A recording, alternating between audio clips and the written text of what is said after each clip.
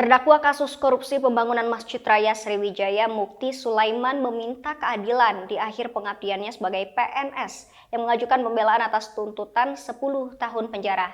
Sidang lanjutan kasus dugaan korupsi dana hibah pembangunan Masjid Raya Sriwijaya dengan agenda pembacaan di Pengadilan Negeri Kelas 1A khusus Palembang, Jumat 17 Desember malam dilakukan terdakwa secara virtual. Terdakwa Mukti Sulaiman memohon pada majelis hakim yang diketuai Abdul Aziz SH-MH untuk menjatuhkan hukuman yang seringan-ringannya.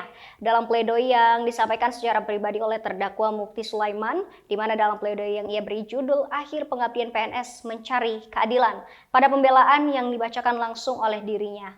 Atas tuntutan jaksa penuntut umum, tentu saya berharap banyak pada majelis hakim kiranya dapat menjatuhkan vonis dengan seringan-ringannya. Karena secara manusiawi saya ditunggu oleh istri, anak, dan cucu untuk berkumpul kembali, ujar Mukti Sulaiman dalam sidang.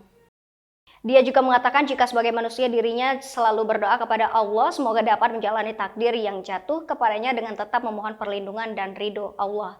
Penasihat hukum terdakwa Iswadi Idris SH-MH menilai tuntutan jaksa penuntut umum Kejati Sumatera Selatan sangat tidak berkesesuaian dengan fakta-fakta pembuktian persidangan.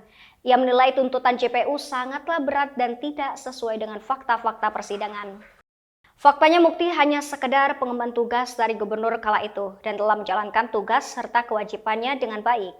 Selain itu lanjut Iswadi, kliennya juga sebagaimana di persidangan telah mengungkapkan fakta-fakta yang sebenarnya dikarenakan telah mengajukan justice kolaborator sebelum terdakwa diajukan di muka persidangan. Iswadi berharap atas apa yang telah disampaikan dalam pledoinya, majelis hakim dapat melepaskan terdakwa dari segala tuntutan hukum serta membebaskan terdakwa dari penahanan dan memulihkan hakikat dan martabat terdakwa kepada keadaan semula.